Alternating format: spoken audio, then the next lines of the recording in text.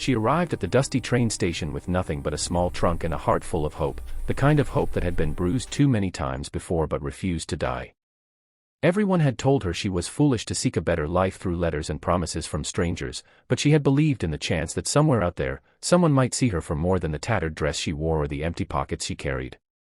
For months, she had answered the letters of a dozen men, each more disappointed when they realized she could offer little in the way of wealth or status, each telling her she was too poor or not enough before vanishing from her life as if she had never mattered at all. And yet, she kept writing, kept dreaming, kept believing that her worth was not measured by coins but by the strength of her heart. When she finally accepted the invitation to meet a new prospect, her chest tightened with a mix of fear and hope as the train screeched to a halt on a platform surrounded by endless fields and the scent of wildflowers in the spring wind. There, under the blazing sun, she saw him, a tall, rugged rancher with hands calloused by years of work and eyes that carried the weight of solitude. He did not approach with the arrogance of those who had dismissed her before, nor did he measure her by the size of her trunk or the thinness of her shoes. Instead, he looked at her as if he were seeing a story that had been waiting for him, a life that could intertwine with his own, and a spirit that no money could ever buy. She had expected suspicion, coldness, or even pity, but what she received instead was a quiet curiosity, a cautious smile that slowly melted into something warmer as they walked through the vast expanse of his land. At first, the conversations were awkward, each testing the other, each afraid to show the vulnerabilities that might scare the other away. She spoke of her past rejections and her fear of never being wanted, of the nights spent in darkness wondering if she had been foolish to believe in love at all, and he listened, not interrupting, not judging, but simply letting her words settle like seeds in the rich soil of his understanding. Slowly, the ice between them began to crack.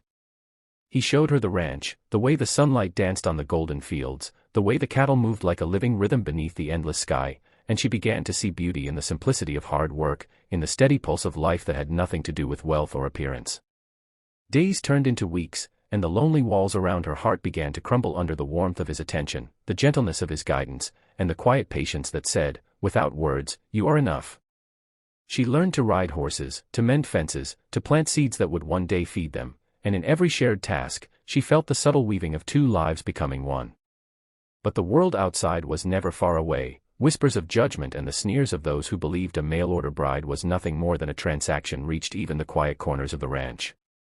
Yet, he stood by her, fiercely protective not because she had wealth or beauty, but because he recognized her worth when the world had failed to see it.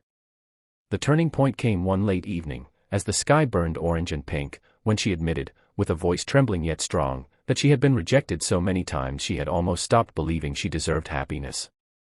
He took her hands in his, looked into her eyes, and said something simple yet profound, "You are not defined by what you have, only by what you give and who you are. And I choose to give my life to you, because in you, I have found the world I've been missing." In that moment, all her fears, all the years of rejection, all the tears and doubts, felt like they had led her to this exact place, this exact man, who saw her not as poor or lacking, but as someone who completed the emptiness in his own life.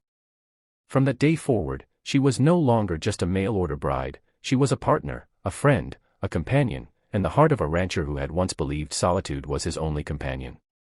Together, they built a life not of riches, but of laughter, shared meals, quiet evenings under the stars, and mornings spent in the rhythm of work and love. Her story became a quiet testament that beauty lies not in coins or dresses but in resilience, in courage, and in finding someone who sees you, truly sees you, for exactly who you are. And as they stood on the porch one evening, watching the sun sink below the horizon, she whispered a promise to herself: never again would she let the judgments of others define her, never again would she let rejection crush her spirit, for she had learned the greatest wealth of all is being loved for exactly who you are. And to everyone watching this story, remember, sometimes life will try to tell you that you're not enough, that your dreams are too big or your heart too small, but the right person, the right chance, and the right moment can turn everything around. So don't give up on hope. Don't let fear control your path, and always remember that your worth is never measured by what you own but by the love you give and the strength you carry within. If this story inspired you, if it made your heart believe in second chances and quiet miracles, then hit that subscribe button and turn on notifications, because here, you'll always find stories of hope, courage, and lives transformed against all odds. Your next favorite story is just a click away, and the journey has only just begun. Life on the ranch became a rhythm neither of them had ever known, a mixture of quiet mornings, endless work, and moments that made her heart swell with a happiness she had once thought impossible. She no longer worried about being too poor or too insignificant, because each day, she saw in his eyes a trust and appreciation that money could never buy. He taught her the language of the land, the way the wind whispered secrets across the fields, the subtle signs of rain in the sky, the way cattle moved with intention and caution, and she absorbed it all with a hunger that made him smile quietly to himself, amazed by her resilience and determination.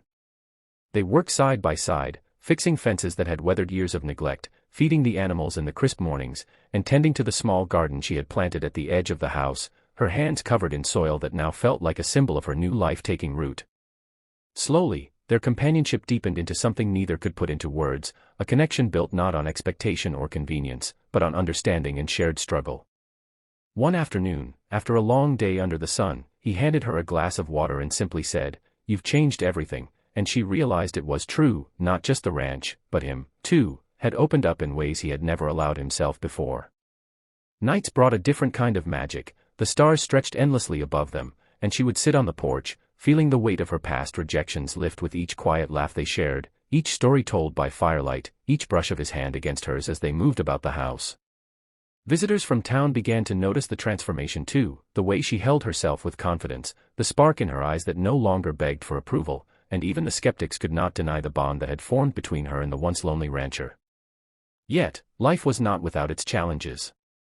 A sudden storm threatened to wash away part of the harvest, a sick calf tested their endurance, and letters arrived from people who had once shunned her, reminding her of the cruel words that had once haunted her. But now, she faced these trials not with fear, but with strength, because she knew she had someone who saw her worth unconditionally, someone who had made her his world when the world had turned its back. And in those moments of struggle and triumph, she found her voice growing stronger, not just for herself, but for anyone who had ever been told they were not enough, that rejection is not the end, that patience and courage can carve a life of love and respect out of even the harshest circumstances, and that true partnership is built on trust, effort, and a recognition of each other's soul. By the time the harvest was saved and the storm had passed, she was no longer the timid, uncertain girl who had stepped off the train. She was a woman whose heart had been tested and had emerged unbroken, whose life had been transformed by a man who believed in her when no one else would.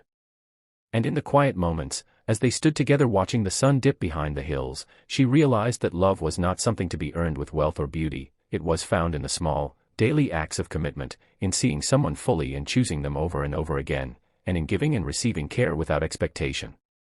Their story became a quiet legend in the area, a tale whispered among neighbors and friends, proof that second chances exist, that the lonely can find companionship, and that hearts deemed unworthy by the world can become the center of someone else's universe. And as she rested her head on his shoulder that evening, feeling the steady beat of his heart echo her own, she knew with certainty that she had finally found the place where she belonged, a life of love, respect, and purpose, built not on riches, but on the unshakable foundation of mutual trust, understanding, and the courage to see beyond the surface to the beauty that truly matters.